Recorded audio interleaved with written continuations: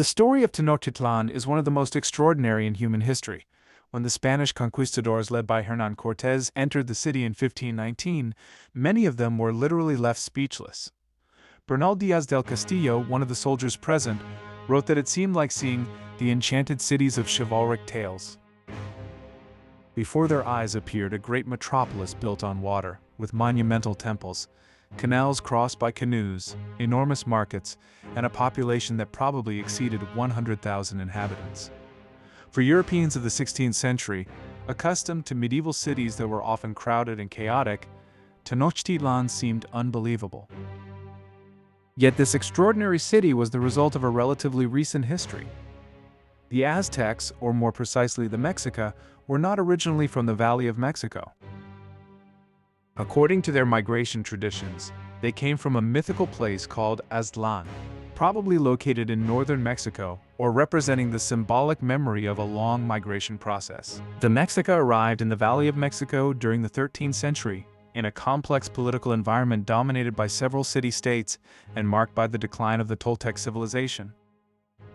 At the beginning, the Mexica were not powerful at all. They were considered a marginal people and were often forced to live in unfavorable territories. Their most famous legend tells that the god Huitzilopochtli ordered them to settle in the place where they would see an eagle perched on a cactus while devouring a serpent. According to tradition, this sign was found on an island in Lake Texcoco. It was there that Tenochtitlan was founded in 1325.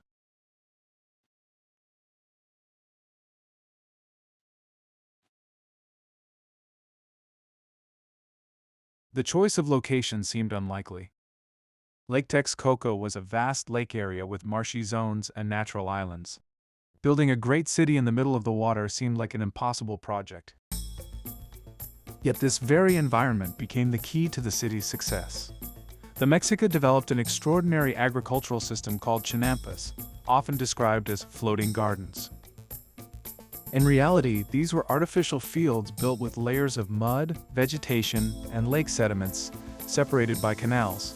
These fields were extremely fertile and allowed multiple harvests throughout the year. Even today, chinampas represent one of the most sophisticated examples of pre-industrial sustainable agriculture.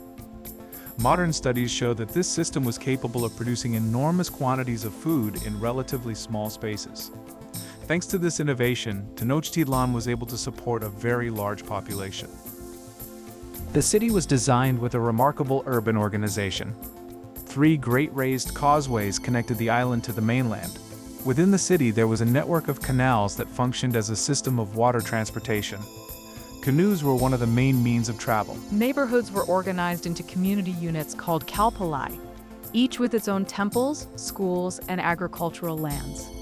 The religious and political heart of the city was the sacred precinct dominated by the Templo Mayor. This great temple complex was dedicated to 2 main deities: Huitzilopochtli, god of war and the sun, and Tlaloc, god of rain and fertility. This dual dedication symbolically represented the balance between war and agriculture that sustained Aztec society.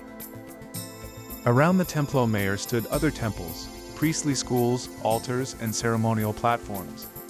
Archaeologists have discovered that the temple was expanded several times over the centuries, creating an increasingly monumental structure. Today we know that the Templo Mayor had at least 7 overlapping construction phases. One of the most impressive aspects of the city was its main market, located in Tlatelolco. According to Spanish chronicles, this market was one of the largest in the world. It is estimated that tens of thousands of people visited it every day. Food, textiles, ceramics, obsidian objects, jewelry, and products from distant regions were sold there. Aztec society was highly organized. There were professional merchants called Pochteca who traveled long distances and also performed diplomatic and intelligence functions. There were schools for the elite and for young warriors, courts of justice, administrative officials, and a complex political structure led by the emperor, known as the Huey-Letoania. In the 15th century, Tenochtitlan became the center of a large regional empire. This empire was born from the alliance between Tenochtitlan, Texcoco, and Tlacopan, known as the Triple Alliance. Through military campaigns and tribute systems, the Aztecs extended their control over much of central Mexico. When the Spanish arrived in 1519, Tenochtitlan was one of the largest cities in the world. Some modern estimates suggest the population may have ranged between 150,000 and 200,000 inhabitants. In comparison, many European cities of the time were much smaller. After the Spanish conquest in 1521, the city was almost completely destroyed. The Spaniards built the new Mexico City on the ruins of Tenochtitlan. Many canals were drained, and Lake Texcoco was progressively dried out over the following centuries. For a long time, knowledge of the city was based mainly on colonial chronicles. However, in recent decades, archaeology has profoundly transformed our understanding of Tenochtitlan. One of the most important moments occurred in 1978, when workers accidentally discovered a large monolith of the goddess Coyolxauhqui in the center of Mexico City.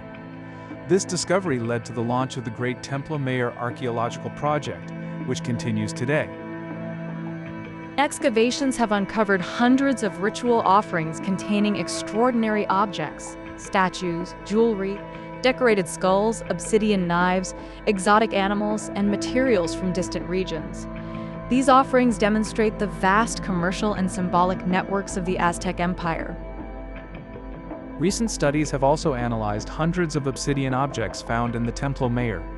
Geochemical analyses showed that the material came from different regions of Mexico, indicating the existence of a very wide trade network.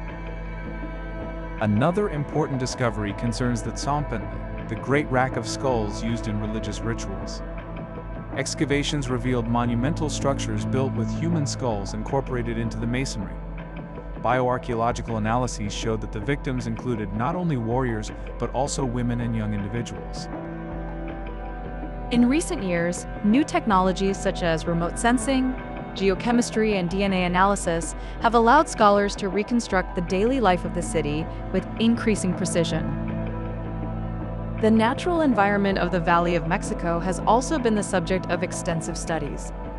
Paleoenvironmental research indicates that the Chinampa system was incredibly efficient and sustainable, so much so that some modern agronomists consider it a model for the urban agriculture of the future. Today, Tenochtitlan has not completely disappeared. Its ruins still lie beneath the historic center of Mexico City. Every year, new discoveries emerge from archaeological excavations. Layers of history continue to be revealed beneath the modern streets. The symbolic legacy of the city is even more evident. The image of the eagle on the cactus, which, according to legend, marked the founding of the city, is today the central symbol of the Mexican flag. Tenochtitlan therefore represents much more than a lost city. It is the testimony of the extraordinary ability of the Mexica to transform a difficult environment into one of the most spectacular metropolises of the pre-Columbian world. The more archaeologists dig beneath Mexico City, the more a complex, innovative, and surprisingly sophisticated civilization emerges. The city on the water that once seemed impossible continues to tell its story even today.